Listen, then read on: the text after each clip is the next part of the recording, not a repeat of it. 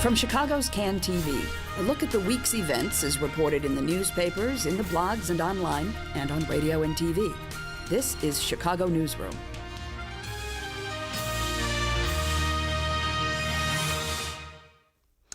And hello again. Well, welcome once again back to Chicago Newsroom right here on CAN TV. Well, it's official. Rod Blagojevich is on his way to federal prison. He says he accepts responsibility that bad things happened, and as governor, he's responsible for them. Not that he did these things or that he caused them to happen, but he's responsible. So I guess that's progress. Blago won't be getting out of prison until he's about, 67? And we'll talk with WBEZ's Rob Wildeboer about that and other things on today's show. Also, Chicago Public Schools is just about to close its 100th school. Did you know that? It's reopened a lot of them, of course, but you might be surprised to find that the replacements aren't faring much better than the originals. We'll talk with Catalyst Sarah Karp about that and other things on the program. And a look at the part of the Cook County budget that you probably didn't pay a lot of attention to, the hospital system. Talk about doing more with less. The brand new director of the Cook County Hospital System says he's going to be able to run the place with about $50 million less. So we'll be talking to Kristen Schorsch about that from Crain. She's with us today, talking about medicine and health and Blago and all the rest of it right here on Chicago Newsroom. So let's get started. Welcome everybody. I guess we have to start with you, Rob, because the news is fresh. We've got a governor going to jail in Illinois. Shocking. That's the kind of skepticism that needs to be fought, Ken. we have to get away from that, right? Apparently, right. Yeah. Well, by giving him such a big sentence, there will be no more crime or corruption in Illinois because there will be no incentive to do it anymore. So that's good news. Boy, you are a cynical one, aren't you? No, you're right, and you know, prosecutors, the judge, I think they all recognize this kind of, you know, we joke about it, but it's a serious thing, and it's just become so passé. They say this heavy sentence hopefully will stop some of that. And you know, one of the things that hasn't gotten a lot of play throughout this whole fiasco is in the Cellini trial, there were tapes where Cellini is describing to Stuart Levine conversations he's having with other people. And Cellini is describing a road contractor who wants to hold a fundraiser for Governor Blagojevich and then hopefully get some business. But the contractor tells Cellini, you know what, and this is in 2004, the contractor says, you know what, we're out. You planned this thing, but we're out. We don't want to do it anymore. We've been putting together these spreadsheets of like what companies have been getting what business and how much they've been giving to the governor. And there's just too much of a connection. It's dirty, we're out. So there are people out there who aren't in the headlines who stepped away from this and didn't want any part of it and, you know, that are operating honestly. So we should be a little bit encouraged. We should. At this time where everybody's kind of throwing up their hands and kind of, it's depressing. A good positive note to start on. You've devoted a significant portion of your adult life to this. I mean, goodness, you're right. I mean, this has been going on for years and years, and I'm going to be out of a job. How old are you? I got nothing. I got no other marketable skills. And there's no other governor. I mean, at least we don't think there's any governor going to be arrested anytime soon. No, seriously, you really have spent years and countless hours in the courtroom. Just give me your overall impression of what this means. Put this in some kind of perspective for me as a citizen of Illinois. What should I take from this? I can't figure it out. You know, I don't know that anyone can figure it out. You know, it's interesting. I covered, for my college radio station, I covered Blagojevich's election night at A. Finkel and Sons Steels. Did you really? Yeah. So that's where it all started for me. What station? Where were you? At Columbia College. Oh, okay. I did too, but I covered the other guy, the one who Oh, lost. really? Nice. Yep. So you guys were colleagues and you didn't even know We it. did not know it. How about that? So here's Hooray for WCRX. Indeed. Here's the thing. You know, in terms of corruption, we believe in Illinois we're more corrupt than everyone. But, you know, there's no one measuring the corruption that's going unprosecuted. So maybe we have good prosecutors here who are rooting this stuff out, prosecutors and investigators and the FBI. Let's give a shout out to them because they're often forgotten. You know, maybe they're just really good at rooting it out versus other states where maybe it's happening and it's just happening off the radar. So it's really hard to get get your mind around just how significant the problem is here. Mm-hmm. And I think ultimately it comes back to money in politics, which is inherent in our system of government and isn't going away anytime soon, and just kind of being vigilant on where the money is changing hands. And I don't know a ton about Illinois campaign finance laws, but that seems to be, a lot of people are saying, Illinois just doesn't have very strict campaign finance laws. Of course, a bunch were passed after Blagojevich was arrested, but none of them, Blagojevich's actions would have been illegal under almost any laws. So, well, I mean, that is something that I think the judge made very clear yesterday, and I thought that was a very good time to sort of snap that back into focus. It's like, no, these things that happened really were illegal. It is not legal to offer to sell a Senate seat, and all the other things kind of go down the list, because over time, with all of the eating tarantulas on TV and stuff, we kind of got away from how serious some of these crimes really were. And Blagojevich wasn't taking cash in envelopes. He didn't, have a suitcase of cash in his closet. So there's no smoking gun like that. A different kind of corruption than, say, George Ryan, who would get a $20 bill for his birthday from everybody he saw, that kind of thing. This is a different level and kind of corruption, but it's corruption nonetheless, and it's actually in some ways perhaps worse. And the prosecutors said yesterday, this message that this heavy sentence is sending is not just for corrupt politicians. It's for people, the Illinois public, who are frustrated with this corruption, that it sends the message, hey, this isn't a joke. This isn't something to take light, and the government, prosecutors are not taking this lightly. The judiciary is not taking this lightly, so know that this is, not, That's just a quick thing I'm curious about. There are still two names kind of hanging out there. Certainly Jesse Jackson Jr., who is facing a pretty severe challenge in his district from Debbie Halverson. But the House committee it's still got an open investigation going on. What happens to him? Well, the House investigations usually don't amount to much. And I would say, the House investigation was put on hold for a long time because prosecutors here were looking into the activities surrounding the Senate seat. So when they gave the House Ethics Committee the go-ahead to, okay, you can do your thing now, it seems, that says to me that they have no intention of bringing charges at this point. Now, that doesn't mean if new information comes to light, they wouldn't begin pursuing those. I'm sure they would. But so it seems like criminal charges are off the table, at least right now. Obviously, the political challenge you mentioned, this is going to be a problem for him in the election.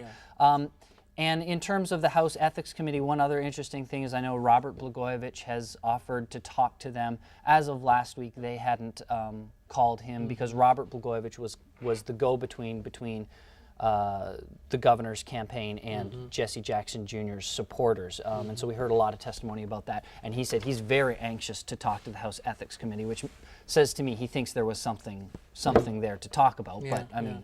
So we really have to wait and see. But as you say, the political arena may trump the legal arena on this because right now I think the legal arena's not open. Yeah. Okay.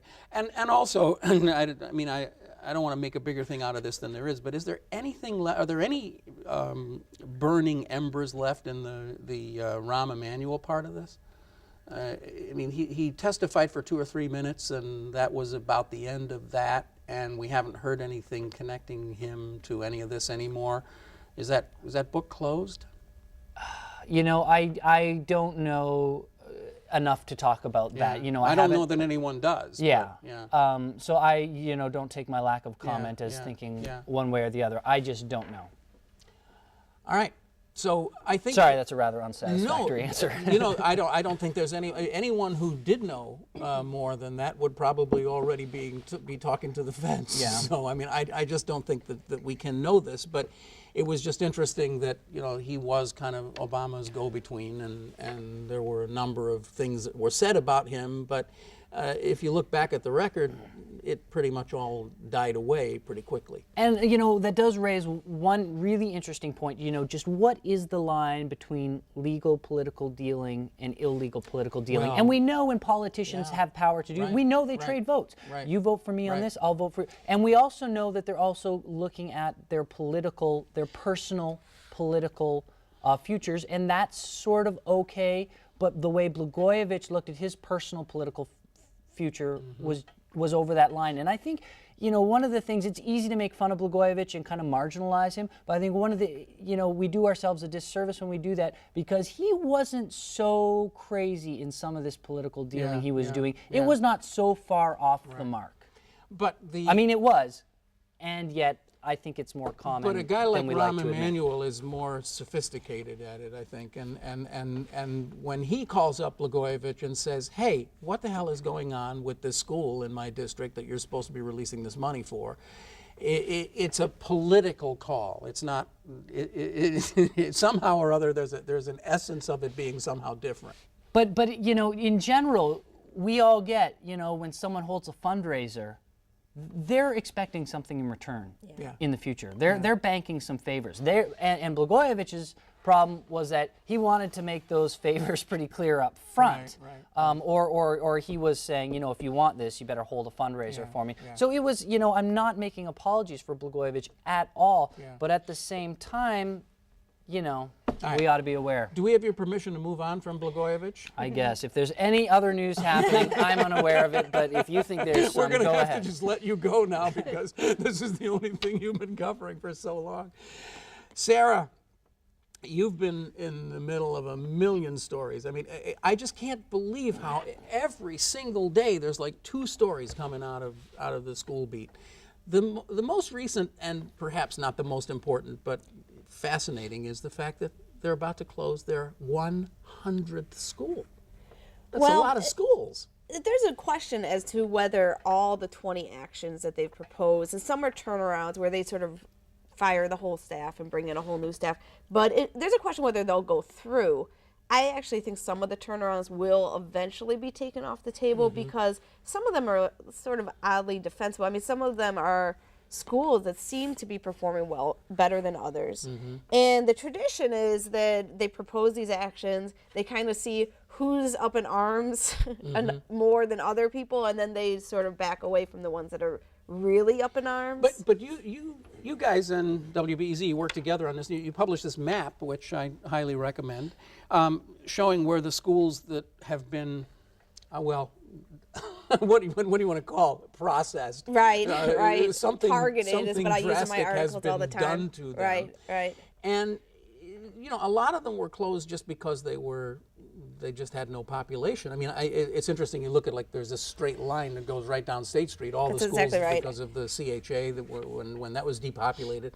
But still, you got a lot of schools that have been closed. And your analysis shows that a lot of the schools that replaced those schools aren't really doing any better than the ones they replaced. So you look back over 10 years, and the record is just not very good. It's not. And this is the thing. We've had this policy since the early 2000s that we would open schools, most of them charter schools, so some of them magnet schools, some of them contract schools, which we just basically pay somebody to operate it.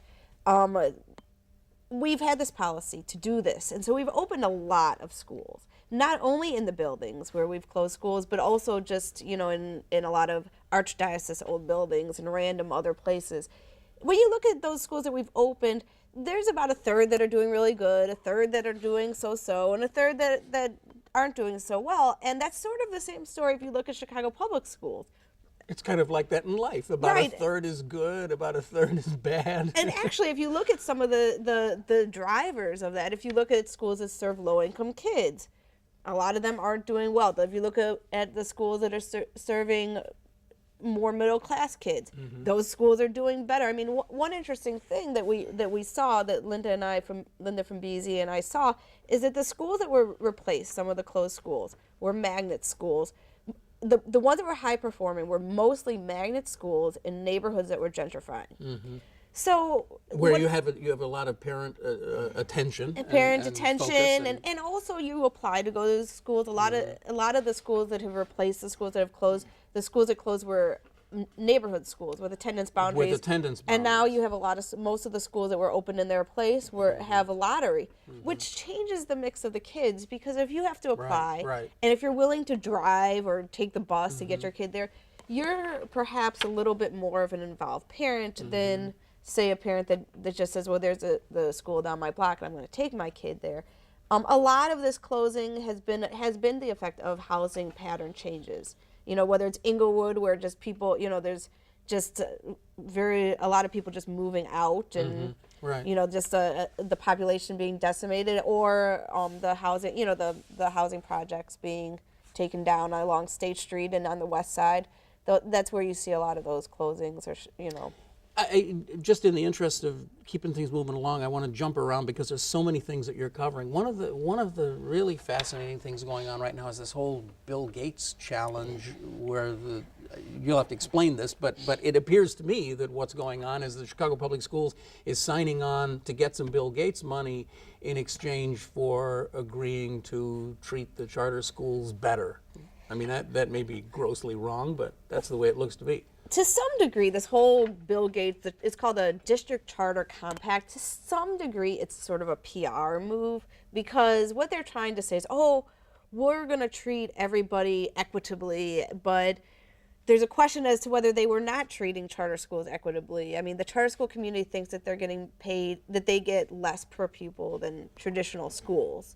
Now, whether it really amounts to much in actual policy, I mean, they say we're going to use standard accountability measures for both charter schools and traditional schools. Well, at the moment, there are standard accountability measures. I mean, I don't know what they're going to change. Well, hasn't it often been said that the charter schools don't get as much money because they don't pay their teachers as much? I mean, that's their the costs thing. are I mean, less, the right? reason, to some degree, the reason why public entities privatize things, and charter schools is a method of privatizing public education, is to save some money. I mean, at least by paying teachers and staff less. They don't have unionized staff. Right. They do pay them less. So, I mean, to some degree, you get this autonomy, you get this freedom from some of the things that the traditional public schools still have to deal with. So you do get a little less money, but they do pay. The argument from the charter school community is that they pay a lot for facilities. So even if they are in a Chicago public school building, they have to pay rent, they have to pay for maintenance, they have to pay for, to heat the building and air condition the building. And a traditional public school, that wouldn't really be counted in the amount of money that the principal has to, dole out. So, I mean, is it fair to say, as I think some cynics and certainly blog commenters have said, that this is just another way of selling off the public school system, of gradually privatizing the whole public school system? I think the charter schools are a way of, we have now at this moment turned over a lot of public education to private entities. I mean, whether it's charter schools or the Academy of Urban School Leadership, which is slated to do 6 of the turnarounds that are proposed this year. They already do 12 turnarounds. We're giving our poor students, perhaps our most vulnerable students, their education over to a private entity. So I definitely think that's the trend, whether it's as, sort of evil as some people would make it, whether it's as corporate driven and evil and profit minded. I'm not going to say that that's necessarily the case. I mean, most of the entities that are taking over are not for profits, so they wouldn't be, taking home money because of education. What I find interesting about it is that we're now beginning to see some of the numbers, and we're seeing that whatever you want to call it, the corporate private model isn't necessarily any more effective at handling a really just completely malfunctioning inner city school than the school board itself is. And the truth is that they're spending a lot more money. Even though they're not getting more public money, there's a lot of private money that's going into charter schools, going to the Academy of Urban School Leadership. And my question is that in 10 years, in 15 years, now we all know philanthropists get tired.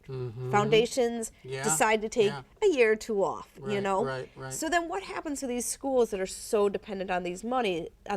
I mean, you have places like Learn Charter School. They're doing well. They're beating the odds. They're in North Lawndale mostly, though they have some on South Shore. They have Oprah money. They have like $1 million from Oprah. They have small class sizes. They have long school days. They have lots of support. Oprah is not going to give them $1 million every year or every other year. So then what happens to that school? And what happens to those kids? Eventually, maybe they'll say, hey, you take these kids back.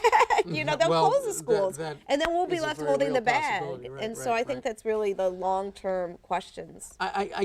We have a really trifurcated show here today. We're kind of doing 3 separate shows inside of one. And I hope you guys can all sort of like join in on this conversation as we get through it. But Kristen, wanted to have you come in. Congratulations, by the way, on your appointment at Crain's. Oh, thanks. Glad to see you over there. You were working at the Tribune before that, and so it's nice to see somebody getting hired in Chicago. That's always a good thing.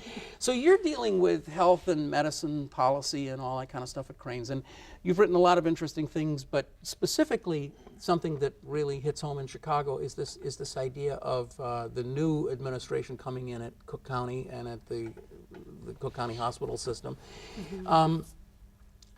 This new gentleman, Dr. Raju? Dr. Ramanathan Raju. Dr. Raju comes in, and the first thing on the way in the door is he's slapped with like a $50 million reduction, but he says he can do it. Yeah. I don't understand. Yeah. He comes from New York. He spent almost his entire career in New York in the New York public health system. So he's used to dealing with delicate political waters, you could say. But he's never had Chicago politics to deal with. Cook County, right. He came in and he knows he has a ton of work to do. He is very candid about it. He's not bashful about it. And I think he is very well prepared to take over this job. Already, he has a delicate job because there's an independent board that oversees the hospital system. But in reality, they're not so independent because they don't get to approve their own budget. The Cook County Board, headed by Tony Preckwinkle, they have the final say on how much money the hospital system gets. And the hospital system is a huge chunk of the county budget, one of the hugest chunks. But right away, he lowered the amount of the tax subsidy that the hospital system had originally asked for by about $30 million. And that happened literally within, they were working on it before he got in, and then when he got in, it was basically finalized. And that took a lot of work to get that down to a health system that already is struggling because they're mainly Medicaid and uninsured patients. Doctors have complained at public hearings about how they can't take any more cuts. They've had years of cuts, years of layoffs. This time there's only going to be about 30 layoffs, they say, in the system for 2012.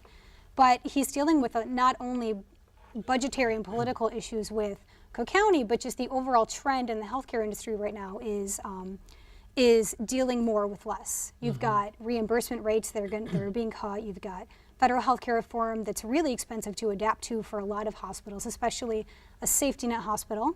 Absolutely. As Cook County is. And you have very dedicated doctors, but they're saying, enough is enough. We already have delays in patient care in terms of how long it might take to get a certain procedure, things like that.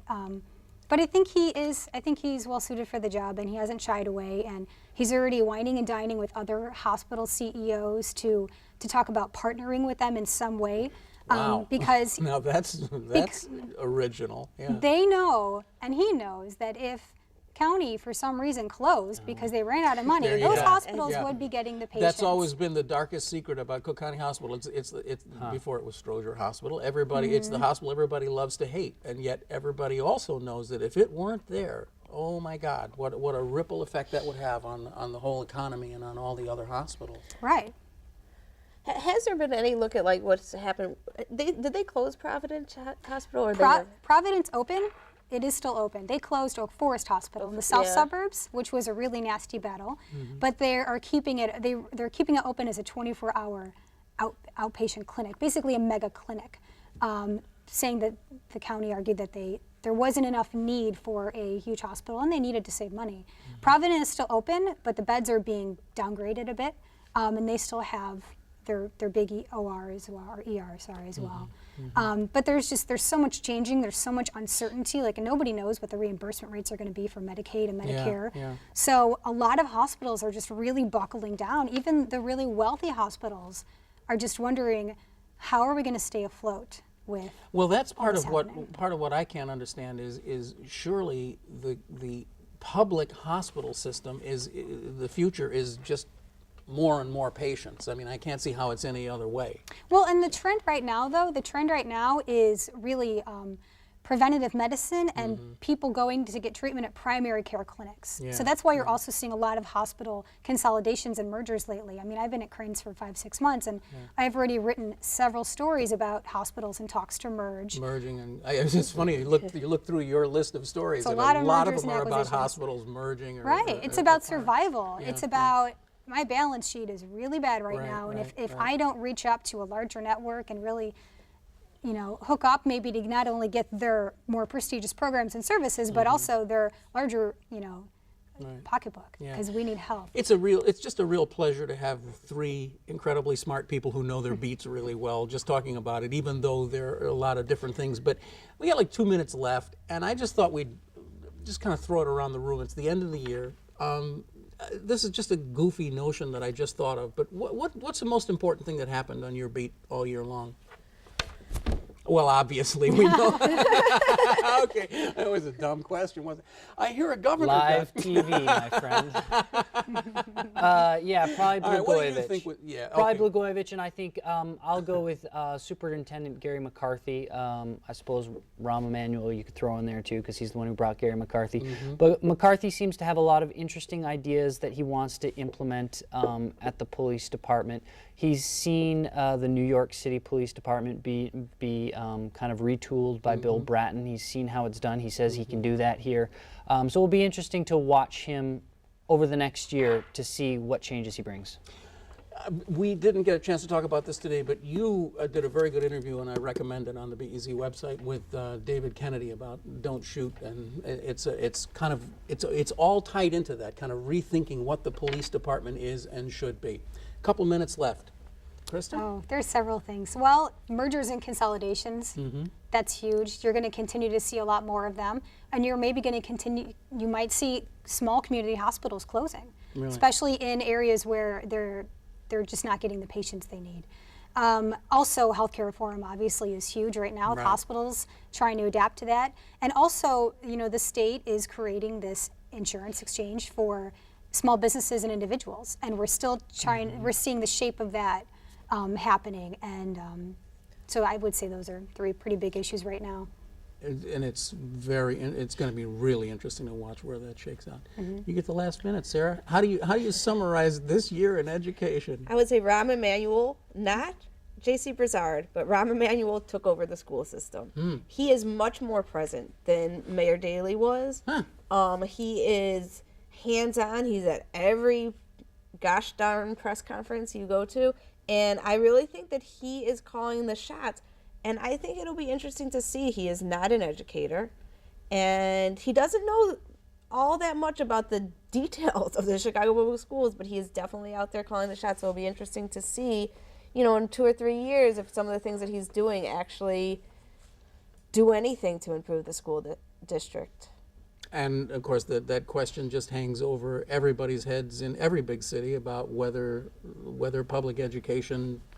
And the truth is, he's not doing things that are that different than his predecessor, but everything that he does, according to him, is brand new and never been done before. Yeah. Okay. Well, thank you all so much. It was a real pleasure to have all three on the show today. I really enjoyed it. Rob Wildeboer from WBEZ, Kristen Schorsch from Crain's, Sarah Karp from Catalyst. Just a real pleasure to have you. You've been watching Chicago Newsroom. It's a community service of CAN TV. You already knew that, right? Of course, you can find us right here on cable, but you can see this and all the other programs online at cantv.blip.tv. Check it out. It's a good way to watch all the shows you missed. Check us out there, and you can also subscribe to us on iTunes, including an audio podcast, which I highly recommend. I'm Ken Davis, thanking you and asking you to join us again next week right here on Chicago Newsroom. Thanks a lot. Take it easy.